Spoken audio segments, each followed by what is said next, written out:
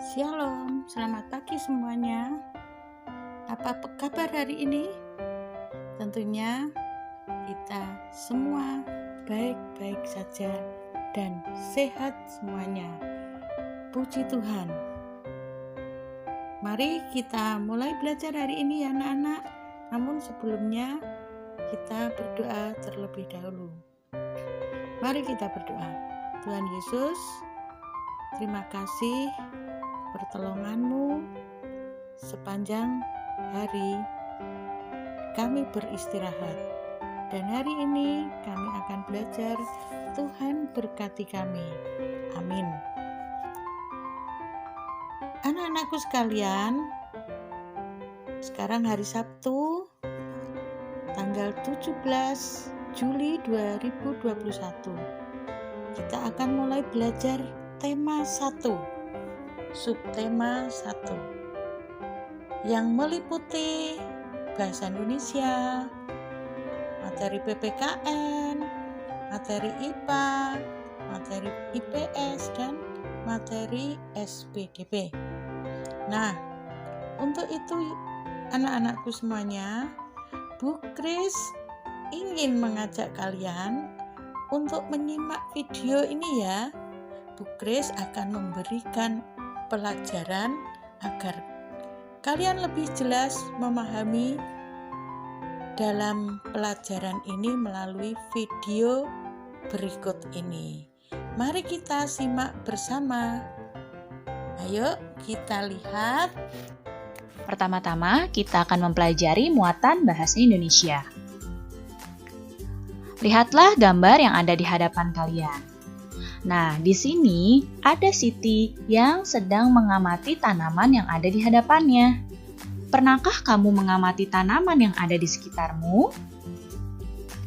Ya, dengan mengamati tanaman atau tumbuhan yang ada di sekitarmu, kita bisa merangkum sebuah informasi dari situ. Informasi yang kita dapatkan dapat disusun menjadi sebuah laporan pengamatan. Dalam setiap paragraf laporan pengamatan memiliki kalimat utama dan kalimat penjelas.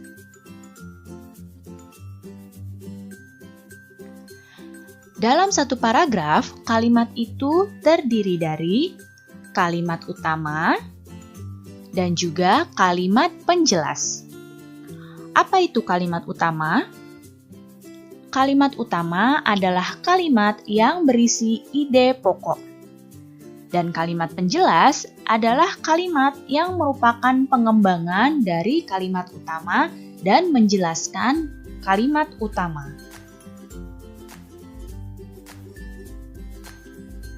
Kalimat utama dapat kita kembangkan.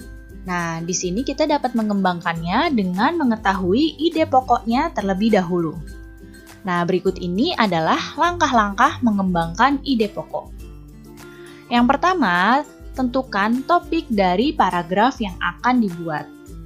Kemudian yang kedua, menentukan ide pokok dari paragraf yang akan dibuat. Berikutnya, membuat sebuah kalimat berisi ide pokok. Yang keempat, membuat beberapa kalimat lain yang dapat menjelaskan kalimat pokok. Dan yang terakhir, susunlah kalimat-kalimat tersebut menjadi sebuah paragraf yang padu. Dalam sebuah teks atau bacaan, biasanya akan terdapat informasi penting di dalamnya. Berikut ini adalah cara untuk memperoleh informasi dari sebuah teks. Yang pertama, kita baca terlebih dahulu judul teksnya. Kemudian, barulah setelah itu kita baca secara keseluruhan isi teks tersebut dengan cermat. Kemudian, kita ajukan pertanyaan untuk menggali isi dari teks. Dengan mengajukan pertanyaan ini, kita dapat memperoleh informasi penting dari dalam teks. Pertanyaan-pertanyaan tersebut bisa menggunakan kata tanya siapa, mengapa, bagaimana, berapa, kapan, dan juga di mana.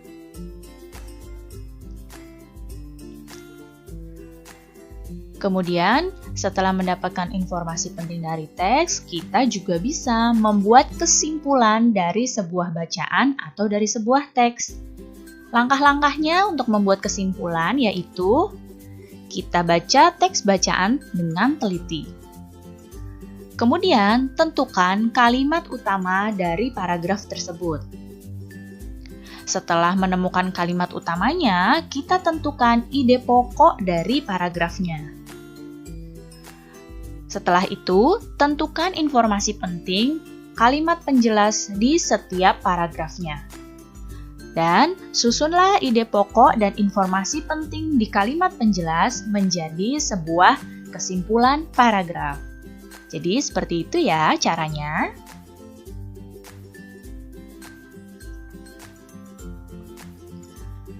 Sekarang lihatlah gambar yang ada di hadapan kalian. Apa yang sedang terjadi pada gambar? Ya, di sini Edo sedang sakit dan dia dijenguk oleh teman-temannya. Menurutmu, apakah pertemanan mereka mencerminkan nilai-nilai Pancasila? Ya, dapat kalian lihat pertemanan mereka mencerminkan nilai-nilai Pancasila karena mereka peduli terhadap temannya yang sedang sakit. Sekarang kita akan mempelajari muatan PPKN. Pancasila terdiri dari 5 sila. Pancasila ini adalah dasar negara kita. Pancasila memiliki nilai-nilai yang terkandung dalam setiap sila-silanya. Kita akan membahas nilai-nilai dari sila pertama, kedua, dan ketiga. Nilai dalam sila yang pertama yaitu yang pertama adalah takwa terhadap Tuhan Yang Maha Esa, kemudian toleransi kepada agama atau kepercayaan lain, dan juga mewujudkan kerukunan antar umat beragama. Nilai dalam sila yang kedua. Yang pertama adalah persamaan derajat, kemudian menghargai hak asasi manusia, solidaritas antar sesama manusia, dan perdamaian. Kemudian nilai dalam sila ketiga. Yang pertama adalah menjaga persatuan dan kesatuan. Kemudian mengembangkan rasa cinta tanah air dan rela berkorban untuk bangsa. Sekarang kalian amatilah gambar-gambar berikut ini. Pada gambar-gambar ini terdapat perwujudan dari nilai-nilai Pancasila. Nah, menurut kamu, gambar mana sajakah yang menunjukkan penerapan nilai sila ke-1, sila kedua, dan sila ketiga? Ya, gambar yang menunjukkan penerapan sila yang pertama adalah gambar ke-1, kedua, dan ketiga, yaitu gambar yang menunjukkan kerukunan antar umat beragama dan juga beribadah sesuai agama dan kepercayaannya masing-masing.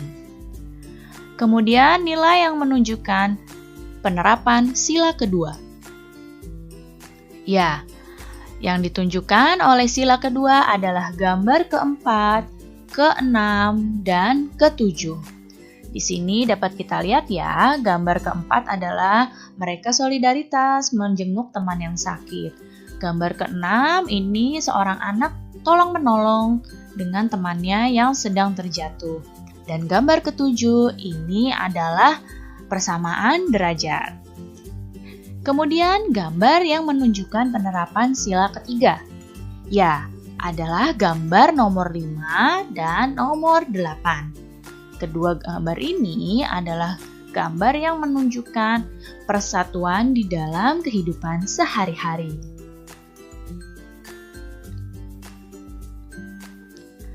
Sekarang kalian perhatikan gambar berikut ini. Ya, ini adalah gambar lingkungan. Nah, dapat kalian lihat di sini ada tumbuhan dan juga ada hewan serta ada manusia. Nah, tumbuhan itu dimanfaatkan oleh manusia dan hewan sebagai bahan makanan. Sekarang kita akan mempelajari muatan IPA. Apakah kamu tahu salah satu tumbuhan yang digunakan untuk bahan makanan? Salah satunya adalah jagung. Jagung merupakan salah satu tanaman yang menjadi bahan makanan pokok.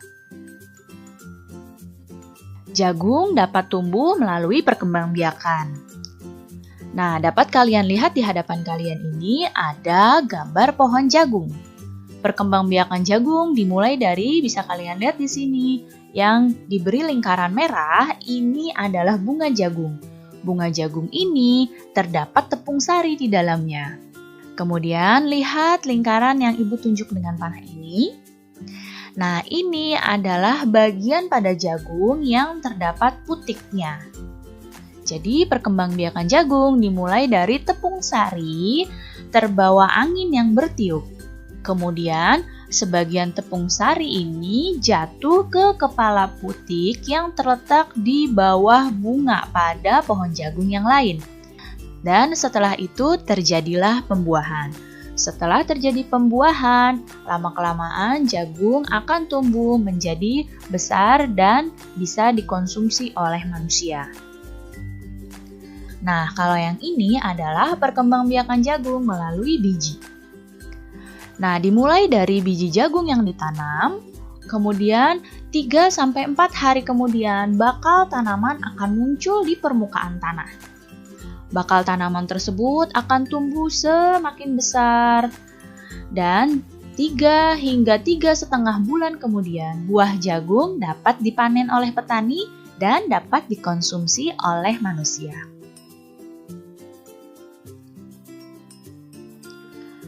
Perkembangbiakan tumbuhan sendiri terbagi menjadi 2 jenis. Yang pertama adalah perkembangbiakan secara generatif. Yang kedua adalah perkembangbiakan secara vegetatif.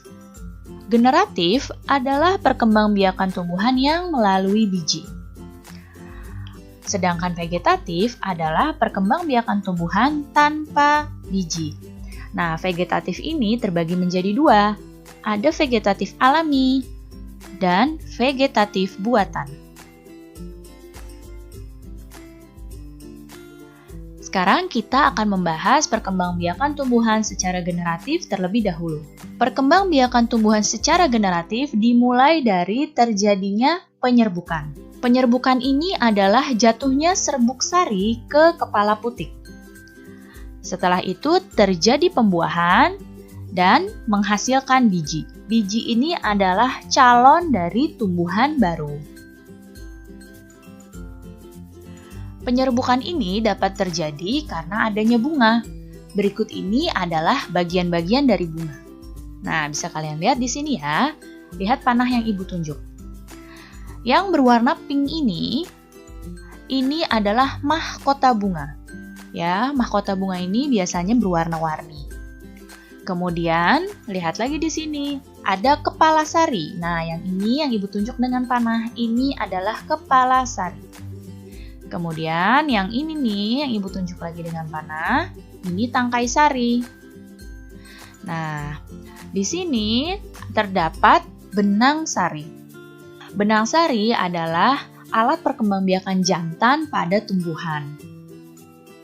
Kemudian, di sini ada kepala putik. Nah, yang ini adalah kepala putik.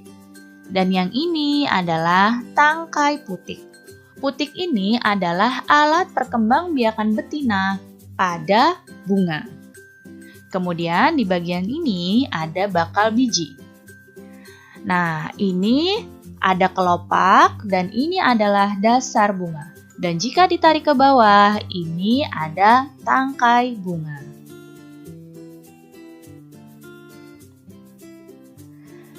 Sekarang kita akan mempelajari jenis-jenis penyerbukan. Penyerbukan ini amat penting akan terjadinya perkembangbiakan secara generatif. Penyerbukan yang pertama adalah penyerbukan sendiri. Penyerbukan sendiri adalah serbuk sari itu berasal dari bunga yang sama. Ya, jadi serbuk sarinya jatuh ke kepala putik bunga yang sama. Kemudian penyerbukan tetangga. Penyerbukan tetangga adalah serbuk sari jatuh ke kepala putik bunga lain, tapi masih dalam satu pohon. Kemudian penyerbukan silang. Penyerbukan silang adalah serbuk sari jatuh ke kepala putik pohon lain yang masih satu jenis. Dan penyerbukan bastar. Penyerbukan bastar adalah serbuk sari jatuh ke kepala putik pohon lain yang berbeda jenisnya. Nah, tadi kita sudah mempelajari perkembangbiakan secara generatif. Sekarang kita akan mempelajari perkembangbiakan secara vegetatif. Perkembangbiakan vegetatif terbagi menjadi dua, yaitu vegetatif alami dan vegetatif buatan. Vegetatif alami diantaranya ada umbi lapis. Contohnya adalah bawang merah dan bawang putih. Kemudian umbi batang. Umbi batang contohnya kentang. Kemudian umbi akar. Umbi akar ini contohnya singkong dan ubi.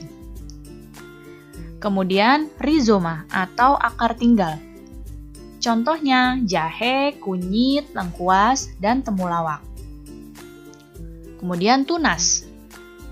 Contohnya seperti bambu, pisang, dan tebu. Dan geragih atau stolon. Contohnya rumput liar dan stroberi. Kemudian vegetatif buatan. Di antaranya adalah stek, contohnya tebu, singkong, dan mawar. Kemudian cangkok. Contohnya mangga, jambu. Kemudian ada mengenten atau menyambung. Contohnya bunga sepatu, durian. Okulasi atau menempel. Contohnya mangga, alpukat, dan belimbing. Dan merunduk. Contohnya apel dan alamanda. Berikut ini adalah contoh-contoh tumbuhan yang berkembang biak dengan vegetatif alami. Nah, ini adalah umbi akar ya. Contohnya tadi singkong. Kemudian ada umbi batang. Nah, ini kentang. Kemudian ada akar tinggal atau rizoma.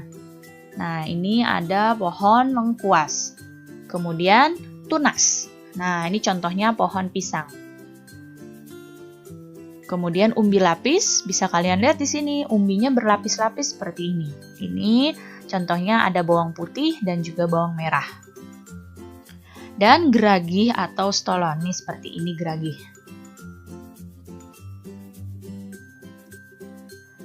Berikutnya ada contoh vegetatif buatan. Ada mencangkok. Nah, ini adalah tata cara untuk mencangkok. Nah, mencangkok ini bisa dilakukan pada tumbuhan yang berkayu.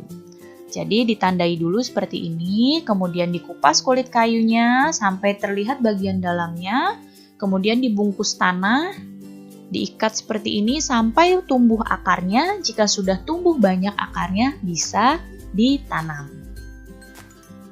Kemudian stek.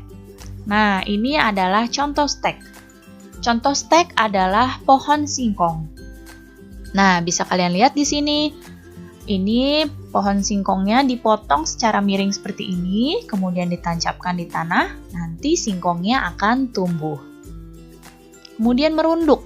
Nah, seperti ini, pohonnya dirundukkan ke dalam tanah, nanti akan muncul akar di dalam tanah dan tumbuh tumbuhan baru. Kemudian mengenten atau menyambung. Nah, seperti ini caranya, pohonnya dibuka dulu kulitnya seperti ini, disambungkan dan diikat dengan kencang. Kemudian menempel atau okulasi. Ini mata tunas dari pohon ini kita kupas, kemudian ditempel dengan mata tunas pohon yang akan kita jadikan okulasinya. Nanti akan tumbuh dan besar.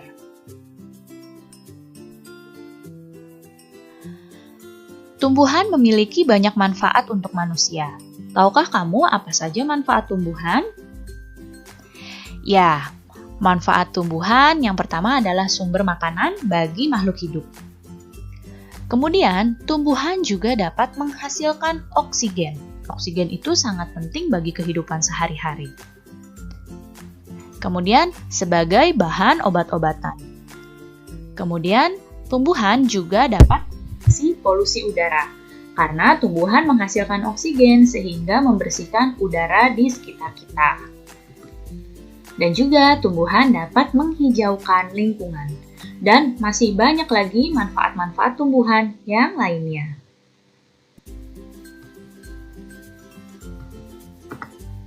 Tahukah kamu, batang pohon dapat dimanfaatkan sebagai bahan untuk pembuatan patung? Apakah kamu pernah melihat patung? Patung merupakan karya seni rupa yang banyak dijumpai di sekitar kita. Patung adalah tiruan bentuk orang, hewan, dan sebagainya. Bahan pembuatan patung yang pertama ada bahan lunak. Bahan lunak ini seperti plastisin, tanah liat, lilin, dan juga sabun. Kemudian, bahan semi lunak. Bahan semi lunak contohnya adalah kayu. Jadi tidak semua kayu itu sangat keras, ada beberapa kayu yang memang agak lunak untuk dibuat patung. Contohnya seperti kayu mahoni, kayu randu, atau kayu waru. Kemudian bahan keras. Bahan keras ini contohnya batu. Kemudian ada beberapa jenis kayu yang memang batang pohonnya itu keras, seperti kayu jati dan kayu ulin. Dan bahan cor. Contohnya semen, pasir, gipsum, dan juga logam. Setelah kita mengetahui bahan pembuatan patung, kita akan mempelajari teknik pembuatan patung. Yang pertama adalah teknik butsir. Teknik ini adalah teknik dengan cara menambah dan mengurangi bahan lunak, seperti tanah liat atau gips. Kemudian teknik modeling. Teknik modeling itu dengan membuat modelnya terlebih dahulu, baru dibuat patungnya. Selanjutnya ada teknik merakit atau konstruksi. Teknik ini dengan cara merakit bahan dasar patung, kemudian merangkainya. Kemudian ada teknik cor atau teknik menuang. Jadi di sini contohnya memanaskan logam hingga mencair, kemudian dituangkan ke dalam cetakan patung. Ada juga teknik membentuk. Teknik membentuk ini dengan cara membentuk patung secara bertahap. Dan teknik pahat, ini yang paling banyak digunakan, yaitu dengan cara mengurangi bagian-bagian tertentu pada bahan dasar. Nah, lihatlah bunga yang dipegang oleh Lani. Tahukah kamu, bunga ini adalah bunga sepatu. Nah, bunga ini dapat ditemukan di Indonesia dan di Malaysia. Nah, di beberapa negara tetangga juga memiliki bermacam-macam bunga. Kita di Indonesia memiliki bunga nasional, yaitu bunga melati. Lalu, apa saja ya bunga nasional negara tetangga kita? Kita akan mempelajarinya. Nah, lihatlah anak ini sedang memegang sebuah bendera. Tahukah kamu bendera apa ini? Ya, ini adalah bendera ASEAN. ASEAN adalah organisasi kerjasama negara-negara di kawasan Asia Tenggara. Terdapat 10 negara anggota ASEAN, termasuk Indonesia. Sekarang kita akan mempelajari muatan IPS. Negara-negara ASEAN yaitu ada Indonesia, kemudian Singapura, Malaysia, Brunei Darussalam, Filipina, Laos, Vietnam, Kamboja, Thailand, dan Myanmar. Ke-10 negara ini adalah negara-negara yang ada di Asia Tenggara. ASEAN didirikan setelah ditandatanganinya Deklarasi Bangkok. Deklarasi Bangkok ini ditandatangani pada tanggal 8 Agustus 1967 oleh 5 Menteri Luar Negeri. Siapa saja? Menteri Luar Negeri yang menandatangani Deklarasi Bangkok yaitu Adam Malik dari Indonesia, kemudian Tun Abdul Razak dari Malaysia, Tanat Homan dari Thailand, Narcisco Ramos dari Filipina, dan S. Rajaratnam dari Singapura.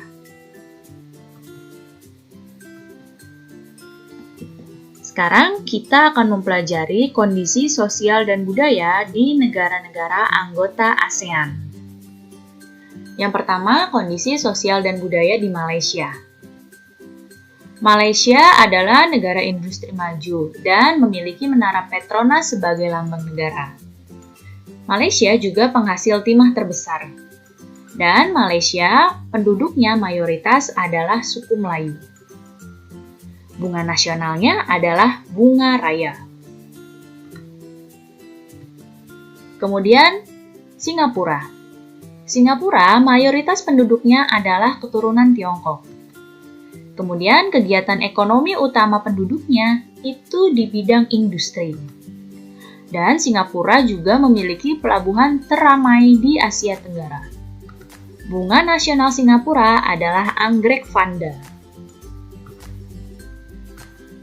Kemudian Brunei Darussalam. Mayoritas penduduk Brunei Darussalam adalah orang Melayu. Ekonominya tergantung dari minyak bumi dan gas alam. Dan sebagian besar penduduk Brunei tinggal di perkotaan, terutama di ibu kotanya yaitu Bandar Seri Begawan. Bunga nasional Brunei adalah bunga simpor. Kemudian Thailand. Thailand merupakan negara pengekspor beras terbesar di dunia. Thailand juga memiliki industri pariwisata yang maju. Dan mayoritas penduduk Thailand adalah bangsa Thai. Bunga nasionalnya dari Thailand adalah bunga Ratchaprut. Kemudian Filipina. Filipina adalah negara yang penduduknya terdiri dari orang Melayu dan mestizo. Kemudian, Filipina juga memiliki banyak objek wisata alam. Dan mayoritas penduduknya bekerja sebagai petani. Bunga nasional Filipina adalah bunga Sampaguita. Kemudian Myanmar. Myanmar penduduk aslinya adalah suku Mongoloid. Mayoritas penduduk dari Myanmar bekerja di pertanian. Dan Myanmar juga merupakan pusat penyebaran agama Buddha. Bunga nasional dari Myanmar adalah bunga padauk. Kemudian Vietnam. Vietnam adalah negara yang mayoritas penduduknya suku Khmer. Kemudian Myanmar merupakan produsen kacang keju terbesar di dunia. Dan juga mayoritas penduduknya adalah bertani. Bunga nasional Vietnam adalah bunga lotus. Kemudian Kamboja. Kamboja mayoritas penduduknya adalah suku Khmer. Kemudian Kamboja juga memiliki hasil perikanan yang melimpah. Dan selain itu mayoritas penduduknya bekerja sebagai petani. Bunga nasional Kamboja adalah bunga rumdul. Dan yang kesembilan adalah Laos. Suku asli Laos adalah suku Lao. Mata pencarian utama penduduknya adalah dengan menanam kopi. Dan di Laos ini, timah menjadi barang tambang utama. Bunga nasional Laos adalah Dok Champa. Nah, lebih jelas kan? Karena video ini menjelaskan per mata pelajaran. Jadi kalian akan lebih memahaminya. Semoga dalam video ini bisa membuat kamu mengerjakan soal-soal atau tugas-tugas yang diberikan oleh Bu Grace. Terima kasih anak-anak. Tuhan Yesus memberkati.